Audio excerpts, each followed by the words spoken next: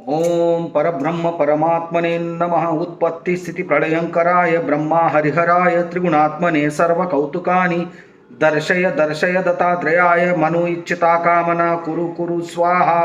ಸರ್ವ ಮನು ಇಚ್ಛಿತಾ ಕಾಮನ ಸುಕುರು ಕುರು ಸ್ವಾಹ.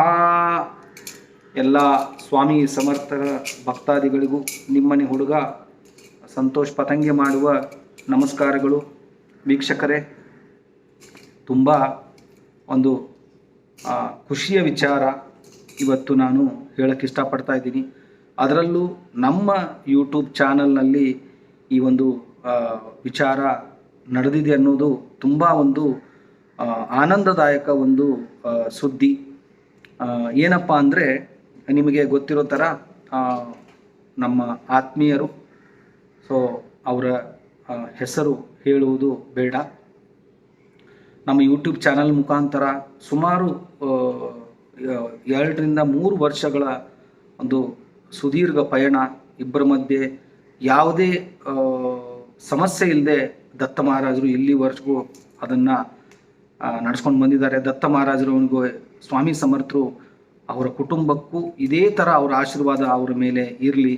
ಅವನು ಕೂಡ ದತ್ತ ಮಹಾರಾಜರ ಮತ್ತು ಸ್ವಾಮಿ ಸಮರ್ಥರ ಒಂದು ದಾರಿಯನ್ನು ಬಿಟ್ಟು ಹೋಗದೆ ಅಖಂಡ ಒಂದು ಅಚಲ ವಿಶ್ವಾಸ ಇಟ್ಟು ಅದನ್ನು ಅವನು ಇಂದುವರೆಗೂ ನಡೆಸ್ಕೊಂಡು ಹೋಗ್ತಾ ಇದ್ದಾನೆ. ಆ ಒಂದು ಮಹಾನುಭಾವನ ಕಥೆಯನ್ನೇ ನಾನು ಇವತ್ತು ಹೇಳಕ್ಕೆ ಇಷ್ಟಪಡ್ತಾ ಇದ್ದೀನಿ.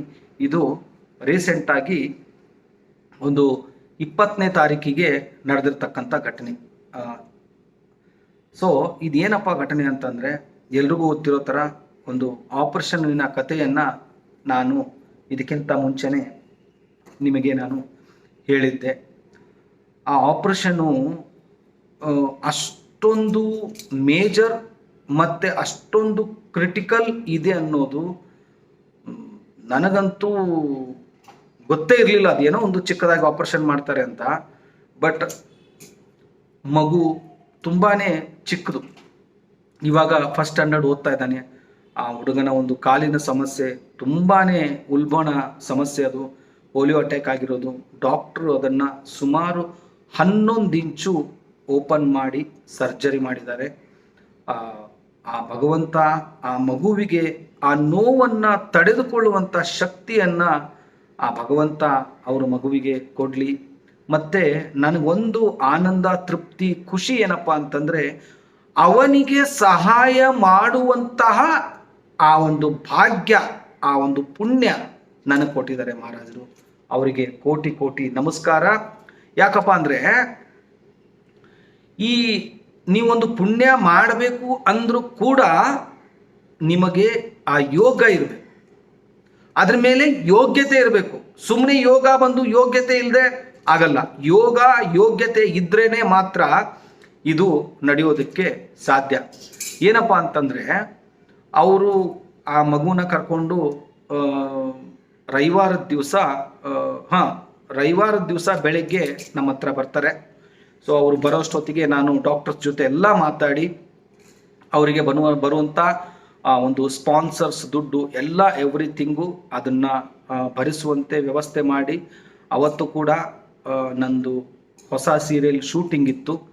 ಸೊ ಆ ಶೂಟಿಂಗದ ಸಮಸ್ಯೆಯಲ್ಲಿ ಕೂಡ ನಾನು ನಮ್ಮ ಧರ್ಮಪತ್ನಿಗೆ ಅಲ್ಲಿಗೆ ಹಾಸ್ಪಿಟ್ಲಿಗೆ ಕಳಿಸಿ ಪ್ರತಿಯೊಂದು ಚಾಚು ತಪ್ಪದೆ ಆ ಮಹಾರಾಜರೇ ನಿಂತು ನಮ್ಮಿಂದ ಮಾಡಿಸಿದ್ದಾರೆ. ಇದು ನಾವು ಮಾಡಿದ್ದೀವಿ, ಅದು ಯಾವತ್ತೂ ಆ ಭಗವಂತ ನಮ್ಮ ಬಾಯಿಂದ ಅದನ್ನು ತರಿಸ್ಕೊಳ್ಳೋದೇ ಬೇಡ.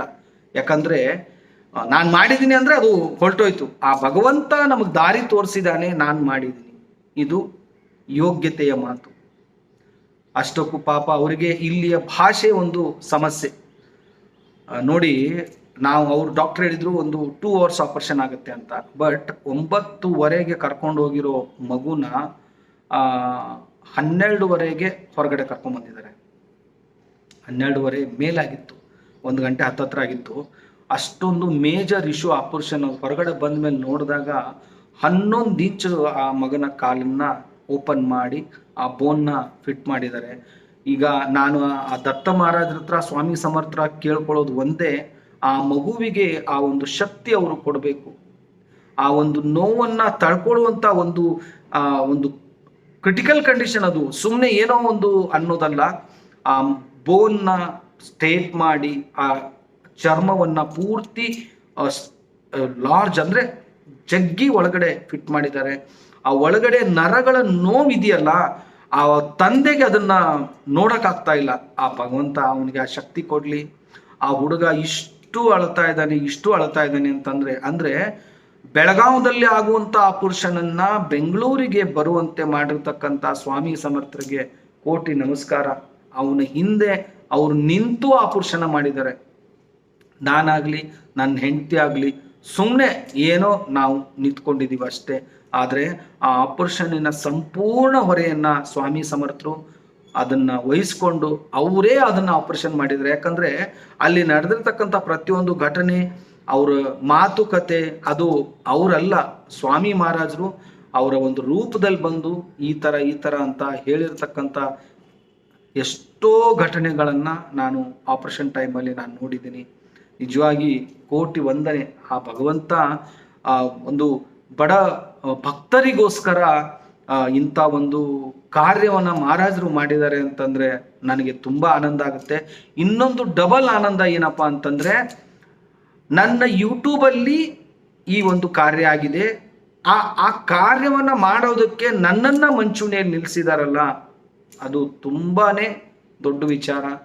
ಯಾಕಂದ್ರೆ ಅವರು ಒಂದು ಮಾತು ಹೇಳ್ತಾರೆ, ಅವರು ತಂದೆ ತಾಯಿ ಸಂತೋಷಣ, ನಮ್ಮ ಪಾಲಿಗೆ ನೀವಿಬ್ಬರೇ ಗಂಡ ಹೆಂಡತಿ ದೇವರು, ಅದು ನಾವು ಬೇಡದೇ ಮಾತದು. ಯಾಕಂದ್ರೆ ನಮ್ದೊಂಥರ ಸ್ವಾಮಿ ಸಮರ್ಥ ಎಕ್ಸ್ಪ್ರೆಸ್ ಟ್ರೈನ್ ಇದ್ದಂಗೆ ನಮ್ದು. ಯಾರನ್ನ ಎಲ್ಲಿ ಹತ್ತಿಸ್ಕೋಬೇಕು, ಅವರನ್ನ ಪ್ರಿಪರೇಷನ್ ಮಾಡಬೇಕು, ವಾಪಸ್ ನಾವು ನೆಕ್ಸ್ಟ್ ಸ್ಟೇಷನ್ಗೆ ಹೋಗ್ಬೇಕು, ಅಲ್ಲಿ ಹತ್ತಿಸ್ಕೋಬೇಕು, ಅವರನ್ನ ಪ್ರಿಪರೇಷನ್ ಮಾಡಬೇಕು, ಹೋಗ್ಬೇಕು. ಅಷ್ಟೇ ನಮ್ಮ ಡ್ಯೂಟಿ. ಇಲ್ಲಿ ಇವ್ರು ಒಳ್ಳೇದು ಮಾಡಿದ್ರಪ್ಪ, ಅವ್ರು ಒಂದು ಮಾತು ಹೇಳಿದ್ರು, ಅದೆಲ್ಲ waste of time, waste of energy. ಅದು ಅವರು ನಮ್ಮನ್ನ ನೆನೆಸ್ತಾರೋ ಬಿಡ್ತಾರೋ ಅದು ನನಗೆ ಸಂಬಂಧಪಟ್ಟಿರೋ ವಿಚಾರನೇ ಅಲ್ಲ. ಎಷ್ಟೋ ನೋವಿನ ಘಟನೆಗಳು ನನ್ನ ಜೀವನದಲ್ಲಿ ಆಗಿದೆ. ಗಾಣಗಾಪುರ ಅನ್ನೋದೇ ಗೊತ್ತಿರಲಿಲ್ಲ ಕೆಲವೊಬ್ಬರಿಗೆ. ನಾನು ಇದನ್ನ ಉದ್ವೇಗದಿಂದ ಯಾಕೆ ಹೇಳ್ತಾ ಇದ್ದೀನಿ ಅಂತಂದ್ರೆ, ಅದೇ ಊರಿನ ಅಕ್ಕಪಕ್ಕ ಇರ್ತಾರೆ, ಗಾಣಗಾಪುರದಲ್ಲಿ ಏನು ಶಕ್ತಿ ಇದೆ, ಗಾಣಗಾಪುರ ಅಂದ್ರೆ ಏನು, ದತ್ತ ಮಹಾರಾಜ ಅಂದ್ರೆ ಏನು, ಆ ಒಂದು ಭಗವಂತನಲ್ಲಿ ಅಖಿಲಾಂಡ ಕೋಟಿ ಬ್ರಹ್ಮಾಂಡ ನಾಯಕರು, ಇಡೀ ಬ್ರಹ್ಮಾಂಡನೇ ದತ್ತ ಮಹಾರಾಜರ ಕೈಯಲ್ಲಿ ಇದೆ ಅಂತಾನೆ ಅವ್ರಿಗೆ ಗೊತ್ತಿರಲಿಲ್ಲ. ಮಾಧುಕರಿಯೆ ಅಂದ್ರೇನೆ ಗೊತ್ತಿರಲಿಲ್ಲ. ನಾನೇ ಅನ್ನೋಕ್ಕಿಂತ ಭಗವಂತ ಅದೇ ಹೇಳಿಲ್ವಾ, ಕರ್ಕೊಂಡು ಹೋಗೋದು, ತೋರಿಸೋದು, ಅಲ್ಲಿ ಮಹಾರಾಜರಿದ್ದಾರಪ್ಪ, ನೀನುಂಟು ಮಹಾರಾಜರುಂಟು, ಮತ್ತೆ ಸೈಡು, ಮತ್ತೆ ನೆಕ್ಸ್ಟು, ಅಷ್ಟೇ ಕೆಲಸ ಇರೋದು. ಆದರೆ ಎಷ್ಟೋ ನೋವಿನ ಘಟನೆಗಳು ನಡೆದೋಗ್ಬಿಟ್ಟಿದೆ. ನಾನು ಇದನ್ನ ಯಾಕೆ ಹೇಳ್ತಾ ಇದ್ದೀನಿ ಅಂತಂದ್ರೆ, ಅವರು ನೋವು ಕೊಟ್ಟಿದ್ದಾರೆ ಅಂತಂದ್ರೂ ನಾನು ನನ್ನ ಸೇವೆ ಬಿಟ್ಟಿಲ್ಲ. ಅವ್ರು ನನಗೆ ಒಬ್ಬೊಬ್ರು ಸಂತೋಷ ಅಣ್ಣ ನೀವೇ ಅಂತ ಅಂದ್ರೂ ಕೂಡ ನಾನು ಟಾಪಿಕ್ ಕೂತ್ಕೊಂಡಿಲ್ಲ. ದಿಸ್ ಈಸ್ ಮೈ ಡ್ಯೂಟಿ, ನನ್ನ ಧರ್ಮ ಅದು. ಜನರನ್ನ ಹತ್ತಿಸ್ಕೊಳ್ಳೋದು, ಅಕ್ಕಲ್ಕೋಟೆ ಕರ್ಕೊಂಡು ಹೋಗೋದು, ಮಹಾರಾಜರೇ ನೀವುಂಟು ಇವರುಂಟು, ದಟ್ಸ್ ಆಲ್, ಮುಗಿತು ನಮ್ಮ ಕೆಲಸ. ನಮ್ಮ ಡ್ಯೂಟಿ ಏನು, ಜನರನ್ನ ಕರ್ಕೊಂಡೋಗಿ ಮಹಾರಾಜರ ಮುಂದೆ ನಿಲ್ಲಿಸೋದು, ಮಹಾರಾಜರನ್ನ ಅವರನ್ನ ಆಶೀರ್ವಾದ ಮಾಡೋದು, ಅವರನ್ನ ಅವರ ಸೇವೆಯಲ್ಲಿ ಉಳಿಸ್ಕೊಳ್ಳೋದು, ಅವ್ರನ್ನ ವಾಪಸ್ ಮನೆ ಕಡೆ ಕಳಿಸೋದು, ಅದು ಮಹಾರಾಜರಿಗೆ ಸಂಬಂಧಪಟ್ಟಿರೋದು. This is my not duty, ನಂದಲ್ಲ ಅದು ಕೆಲಸ. ಸೊ ನಾನು ಯಾಕೆ ನಿಮ್ಗೆ ಹೇಳ್ತೀನಿ ಅಂತಂದ್ರೆ, ದಾರಿ ತೋರಿಸಿದ ಗುರುವಿಗೆ ಯಾವತ್ತೂ ನೀವು ಅನ್ಯಾಯ ಮಾಡೋದಾಗ್ಲಿ, ಹಿಂದೆ ಒಂದು ಮಾತಾಡೋದಾಗ್ಲಿ ಉದ್ಧಾರ ಆಗಲ್ಲ. ಯಾಕಂದ್ರೆ ಗುರು ಸಿಗೋದೇ ಕಷ್ಟ. ಹಂಗಂತ ನಾನು ಗುರು ಅಂತ ಹೇಳ್ಕೊಂತ ಇಲ್ಲ. ನಿಮಗೆ ಯಾರು ದಾರಿ ತೋರಿಸ್ತಾರೋ ಅವ್ರ ವಿಚಾರಕ್ಕೆ ನಾನು ಮಾತಾಡ್ತಾ ಇದ್ದೀನಿ ಅಷ್ಟೇ. ಅದು ನಾನೇ ತೋರಿಸಿರ್ಲಿ, ನಿಮಗೆ ದತ್ತ ಮಹಾರಾಜರು ಸ್ವಾಮಿ ಸಮರ್ಥರ ದಾರಿನ ಮತ್ತೊಬ್ಬರೇ ತೋರಿಸ್ತಿರ್ಲಿ. ಆದರೆ ಅವರನ್ನ ನೀವು ಯಾವಾಗ ತುಚ್ಛವಾಗಿ ಕಂಡು, ನೀವು ಯಾವಾಗ ಅವನೇನು ಬಿಡು ಅಂತಾನೋ ಅಷ್ಟಕ್ಕೆ ನೀವು ಬಿದ್ದುಬಿಟ್ಟಿರ್ತೀರ ಕೆಳಗಡೆ. ಮಹಾರಾಜರು ಇದನ್ನು ಒಪ್ಕೊಳ್ಳೋದೇ ಇಲ್ಲ. ಫಸ್ಟ್ ಆಫ್ ಆಲು ನಿಮಗೇನೇ ಒಂದು ಕೃಪಾಶೀರ್ವಾದ ಆಗಬೇಕು ಅಂತಂದ್ರು ನಿಮ್ದು ಬ್ಯಾಕ್ ಇಷ್ಟು ತೆಗೆದು ನೋಡ್ತಾನೆ. ದಾರಿ ತೋರಿಸಿರೋವನಿಗೇನೆ ಇವನು ಪುಣ್ಯಾತ್ಮ ಈ ತರ ಮಾಡಿ ಬಂದಿದ್ದಾನೆ, ಇನ್ನು ಇಂಥವನಿಗೆ ನಾನು ಆಶೀರ್ವಾದ ಮಾಡಿದ್ರೆ ಇವತ್ತಲ್ಲ ನಾಳೆ ನನ್ನ ಜೊತೆನೂ ಅದೇ ಆಗತ್ತೆ ಅಂತಾರೆ ಮಹಾರಾಜರು. ಸೊ ಇಂಥ ನೋವಿನ ಘಟನೆಗಳು ನನ್ನ ಯೂಟ್ಯೂಬ್ ಚಾನಲಲ್ಲಿ ತುಂಬಾ ನಡೆದೋಗ್ಬಿಟ್ಟಿದೆ. ನಾನು ತಲೆ ಕೆಡಿಸ್ಕೊಳ್ಳೋದೇ ಇಲ್ಲ ಅದ್ರ ಬಗ್ಗೆ. ನನಗೆ ಬೇಕಾಗಿರೋದು ಮಹಾರಾಜರು, ನನ್ನನ್ನು ಬೆಳೆಸ್ತಾ ಇರೋದು ಸ್ವಾಮಿ ಸಮರ್ಥರು. ನಾನು ಈ ಯೂಟ್ಯೂಬ್ ಚಾನಲ್ ಸ್ಟಾರ್ಟ್ ಮಾಡಿರೋದು ಕೃಪಾಶೀರ್ವಾದ ಸ್ವಾಮಿ ಸಮರ್ಥರದು. ಸೊ ಇವತ್ತು ಆ ಮನುಷ್ಯನಿಗೆ ಆಪರೇಷನ್ ಆಗಿದೆ, ಆ ಮಗು ಇಷ್ಟು ಒದ್ದಾಡ್ತಾ ಇದೆ. ನಾನು ನಿಮ್ಮ ಹತ್ರ ಕೇಳ್ಕೊಳ್ಳೋದು ಒಂದೇ, ಆ ಮಗುನ ಹೆಸರು ಹೇಳೋದು ಬೇಡ, ದಯಮಾಡಿ ಆ ಮಗುವಿಗೆ ಆ ನೋವನ್ನು ಕಡಿಮೆ ಆಗಲಿ ಅಂತ ಒಂದು ಸಾರಿ ದತ್ತ ಮಹಾರಾಜರು ಸ್ವಾಮಿ ಸಮರ್ಥರ ಬಗ್ಗೆ ಒಂದು ಸಾರಿ ನೀವು ಕೇಳ್ಕೊಳ್ಳಿ. ನಾನು ಇದನ್ನು ಯಾಕೆ ಹೇಳ್ತೀನಿ ಅಂತಂದ್ರೆ, ಬರೀ ಜೀವನ ಪರ್ಯಂತ ನನಗೆ ಕಾರ್ ಕೊಡು, ನನಗೆ ಬಂಗ್ಲೆ ಕೊಡು, ನನ್ನ ಮಗಳ ಮದುವೆ ಮಾಡು, ನನ್ನ ಹೆಂಡತಿಗೆ 20 ವರ್ಷ ಚಿನ್ನ ಕೊಡು, ಇದೇ ಆಗೋಯ್ತು ಜೀವನ ಪೂರ್ತಿ. ಒಂದು ದಿವಸ ಆದರೂ ಮತ್ತೊಬ್ರಿಗೋಸ್ಕರ ಕೇಳ್ಕೊಳ್ಳಿ ಅದನ್ನ. ಯಾಕಂದ್ರೆ ಅದು ಆ ಮತ್ತೊಬ್ಬರಿಗೋಸ್ಕರ ಆ ಮಗುವಿಗೆ ಒಳ್ಳೇದಾಗ್ಲಿ, ಅವ್ರ ತಂದೆ ತಾಯಿಗೆ ಒಳ್ಳೇದಾಗ್ಲಿ, ಆ ಮಗು ಆ ನೋವಿಂದ ಹೊರಗಡೆ ಬರ್ಲಿ ಭಗವಂತ ಅಂತ ನೀವು ಭಗವಂತನ ಹತ್ರ ಕೇಳ್ಕೊಂಡಾಗ ಆ ಭಗವಂತನಿಗೂ ಅನ್ಸುತ್ತೆ ಮತ್ತೊಬ್ಬಗೋಸ್ಕರ ಕೇಳ್ಕೊತಾನಪ್ಪ, ಫಸ್ಟ್ ಇವ್ನಿಗೆ ಒಳ್ಳೇದು ಮಾಡಬೇಕು ಅಂತ. ನಾನು ಇದನ್ನ ಯಾಕೆ ಹೇಳ್ತಾ ಇದ್ದೀನಿ ಅಂತ ಅಂದ್ರೆ, ಮತ್ತೊಬ್ಬರ ಒಳಿತನ್ನ ಬಯಸಿ ಒಂಚೂರು ಯಾವತ್ತಾದ್ರೂ, ಯಾಕಂದ್ರೆ ನಿಮಗೆ ಒಳಿತನ್ನ ಯಾರು ಬಯಸಿದಾರೋ ಆ ಒಂದು ಪುಣ್ಯ ಆದರೂ ನಿಮಗೆ ಅದು ಸಿಗುತ್ತೆ, ಮತ್ತೆ ಅದರ ಒಂದು ಪ್ರತಿಫಲನೂ ನಿಮಗೆ ಸಿಗುತ್ತೆ. ಅದಕ್ಕೆ ಒಂದ್ಸಾರಿ ನಮ್ಮ ಈ ಕಾರ್ಯಕ್ರಮ ನೋಡೋರು ಎಲ್ರಿಗೂ ನಿಮ್ಮ ಕೈ ಮುಗಿದು ಕೇಳ್ಕೊಳ್ಳೋದು ಒಂದೇ, ಮಗು ಆಪರೇಷನ್ ಮಾಡಿಕೊಂಡು ಬೆಡ್ ಮೇಲೆ ಮಲಗಿದೆ, ದಯಮಾಡಿ ಆ ಮಗುವಿಗೆ ಆದಷ್ಟು ಬೇಗನೆ ಗುಣ ಆಗಲಿ. ಯಾಕಂದರೆ ಹೆಚ್ಚಿಗೆ ಬೆಡ್ಡಿನ ಒಂದು ಹಣವನ್ನು ಭರಿಸುವಂಥ ಶಕ್ತಿನೂ ಅವ್ರಿಗಿಲ್ಲ ಪಾಪ. ರಿಯಲ್ ಆಗಿ ಹೇಳಬೇಕು ಅಂದರೆ 100% ಅವ್ರಿಗಿಲ್ಲ. ಅದು ನಾನು ನಿಮ್ಗೆ ಕೇಳ್ಕೊಳ್ಳೋದು ಒಂದೇ, ನೀವು ಅವ್ರ ಅಕೌಂಟಿಗೆ ದುಡ್ಡು ಹಾಕು, ಅವ್ರದ್ದು ಆಪರೇಷನ್ ಆಗಿದೆ ಸಹಾಯ ಮಾಡಿ ಅಂತ ನಾನು ನಿಮ್ಮ ಹತ್ರ ಕೇಳ್ತಾ ಇಲ್ಲ. ಒಂದು ಏನಪ್ಪ ಅಂತಂದರೆ, ಒಂದು ಸಾರಿ ದತ್ತ ಮಹಾರಾಜರ ಬಗ್ಗೆ ಸಂತೋಷಣ್ಣ ಯಾವ ಮಗುವಿಗೋಸ್ಕರ ಒಂದು ಪ್ರಾರ್ಥನೆ ಮಾಡ್ತಾ ಇದ್ದಾರೋ ಅದ್ರ ಜೊತೆ ದತ್ತ ಮಹಾರಾಜರೇ, ಸ್ವಾಮಿ ಸಮರ್ಥರೇ, ನಮ್ಮದು ಒಂದು ಪ್ರಾರ್ಥನೆ ಇರಲಿ, ಆ ಮಗುವಿಗೋಸ್ಕರ ನಮ್ದೊಂದು ಪ್ರಾರ್ಥನೆ ಇರಲಿ ಅಂತ ಒಂದು ಮಾಲೆ ಜಪ ಮಾಡಿ. ದಿಗಂಬರ ದಿಗಂಬರ ಶ್ರೀ ಪಾದವಲ್ಲಭ ದಿಗಂಬರ ಅನ್ಬೋದು, ಅಥವಾ ಶ್ರೀ ಸ್ವಾಮಿ ಸಮರ್ಥರು ಅಂತ ಅನ್ಕೋಬಹುದು. ಒಂದು ಸಾರಿ ಜಪ ಮಾಡಿ, ಆ ಮಗುವಿನಗೋಸ್ಕರ ಒಂದು ಸಾರಿ ಜಪ ಮಾಡಿ, ಒಳ್ಳೇದಾಗ್ಲಿ. ಆದಷ್ಟು ನನಗೊಂದು ನಂಬಿಕೆ ಇದೆ, ಇವತ್ತು ಬುಧವಾರ, ಗುರುವಾರದ ದಿವಸ ಆ ಮಗುವಿಗೆ ಸಂಪೂರ್ಣವಾಗಿ ಆ ನೋವು ಕಡಿಮೆ ಆಗಲಿ ಅಂತ ಭಗವಂತ ದತ್ತ ಮಹಾರಾಜರು ಸ್ವಾಮಿ ಸಮರ್ಥರ ಹತ್ರ ಶರಗೊಡ್ಡಿ ನಾನು ಭಿಕ್ಷೆ ಬೇಡ್ತೀನಿ ನಾನು. ಯಾಕಂದ್ರೆ ತಂದೆ ತಾಯಿಗೆ ಆ ಮಕ್ಕಳು ನೋವು ಪಡೋದಾಗ್ಲಿ, ಆ ಒಂದು ಆಪರೇಷನ್ ಆಗಿರೋ ಒಂದು ಸೀನ್ನ ನೋಡೋದಿದೆಯಲ್ಲ, ಅವ್ರ ತಂದೆ ಎಷ್ಟೋ ಸಾರಿ ತಲೆ ಸುತ್ತು ಬಂದ್ಬಿಡ್ತಂತೆ ಅವ್ರಿಗೆ. ನನಗೆ ನಿನ್ನೆ ಹೇಳ್ತಾ ಇದ್ರು, ಇಲ್ಲ ಸಂತೋಷಣ ನನಗದು, ಯಾಕಂದರೆ ನನ್ನ ಕಂಕಳಲ್ಲಿ ಎತ್ಕೊಂಡು ಓಡಾಡಿರ್ತಕ್ಕಂಥ ಮಗು ಇವತ್ತು ಅಷ್ಟೊಂದು ಆಪ್ರೇಷನ್ ಆಗಿದೆ, ಆ ಚಿಕ್ಕ ವಯಸ್ಸಿಗೆ ಯಾರಿಗಾದ್ರೂ ಅದು ನೋವಾಗುತ್ತೆ ರಿಯಲ್ ಆಗಿ. ದಯಮಾಡಿ ನಾನು ನಿಮ್ಮ ಹತ್ರ ಒಂದು ರಿಕ್ವೆಸ್ಟ್ಮೆಂಟ್ ಮಾಡ್ಕೊಳ್ಳೋದೊಂದೇ. ಸೊ ನಾಳೆ ಗುರುವಾರ ಇದೆ, ಎಲ್ಲರೂ ತಾವು ಒಂದು 10 ನಿಮಿಷ ಆ ಮಗುಗೋಸ್ಕರ ಒಂದು ಪ್ರಾರ್ಥನೆ ಮಾಡಿ ಅಂತ ಹೇಳ್ತಾ, ಇಲ್ಲಿಗೆ ಈ ವಿಡಿಯೋ ಮುಗಿಸೋಕ್ಕಿಂತ ಮುಂಚಿತವಾಗಿ ನಾನು ಇನ್ನೊಂದು 2 ನಿಮಿಷ ಆ ಮಗು ಬಗ್ಗೆ ನಾನು ಹೇಳಕ್ಕೆ ಇಷ್ಟಪಡ್ತೀನಿ.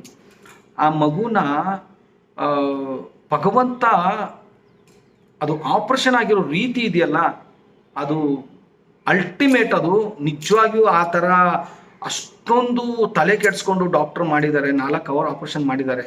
ಆ ಒಂದು ಬೋನ್ನ ಫಿಟ್ ಮಾಡಿರೋ ರೀತಿ ಆಗಲಿ, ಅಂದರೆ ಆ ಮಹಾರಾಜರೇ ಇದನ್ನ ಆರಿಸ್ಕೊಂಡಿದ್ದಾರೆ. ನಾವು ಅವರ ತಂದೆ ಎಷ್ಟು ಕಷ್ಟಪಟ್ಟು ಸ್ವಾಮಿ ಮಹಾರಾಜರದೊಂದು ಸೇವೆ ಮಾಡಿದ್ದಾರೆ, ಇವತ್ತು ಆ ಮಗು ಚೆನ್ನಾಗಿದೆ. ರಿಯಲಿ ಅದು ಇವತ್ತು ಆ ನೋವು ಒಂದು ಕಡಿಮೆ ಆಗಿ ನಡೆದಾಡಕ್ಕೆ ಸ್ಟಾರ್ಟ್ ಮಾಡಿಬಿಟ್ರೆ, ಸೊ ನಾನು ಕೂಡ ಅವ್ರಿಗೆ ಊರಿಗೆ ಕಳಿಸ್ತಾ ಇಲ್ಲ. ಇನ್ನೂ 1 ವಾರ 10 ದಿವಸ ನಾನು ನಮ್ಮ ಮನೆಯಲ್ಲಿ ಇಟ್ಕೊಂಡು, ಯಾಕಂದರೆ ಪಾಪ ಒಂದು ಸಾರಿ ಊರಿಗೆ ಹೋಗ್ಬಿಟ್ರೆ ಬರೋದು 700 ಕಿಲೋಮೀಟರ್ ದೂರದಿಂದ ಅವರು ಇಲ್ಲಿ ಬರಬೇಕು. ಇದು ಸ್ವಾಮಿ ಮಹಾರಾಜರ ಮನೆ, ಇದು ನಮ್ಮದಂತೂ ಅಲ್ಲ. ನನಗೂ ಅವ್ರು ಕೊಟ್ಟ ಭಿಕ್ಷೆ, ಈ ಮನೆಯಲ್ಲಿ ಭಕ್ತರು ಬಂದಿರೋದು ನನ್ನ ಪುಣ್ಯ. ಓಕೆ, ನನಗೊಂದೇ ಆಸೆ, ನನ್ನ ಮನೆಯಲ್ಲಿ 4 ಜನ ಸದೈವವಾಗಿ ಊಟ ಮಾಡಬೇಕು, ದತ್ತ ಮಹಾರಾಜರ ಸ್ವಾಮಿ ಸಮರ್ಥರ ಒಂದು ಜಪ ತಪ ಅನುಷ್ಠಾನ ಇಲ್ಲಾಗಬೇಕು ಅನ್ನೋದೇ ನನ್ನ ಆಸೆ. ಸೊ ಇಲ್ಲಿಗೆ ಈ ಒಂದು ವಿಡಿಯೋನ ಮುಗಿಸ್ತಾ ಇದ್ದೀನಿ. ಮತ್ತೆ ಒಂದು ಹೊಸ ವಿಡಿಯೋ ತಗೊಂಡು ನಿಮ್ಮ ಮುಂದೆ ಬರ್ತೀನಿ. ಅಲ್ಲಿವರೆಗೂ ಶ್ರೀ ಸ್ವಾಮಿ ಸಮರ್ಥ. ಜೈ ಜೈ ಸ್ವಾಮಿ ಸಮರ್ಥ.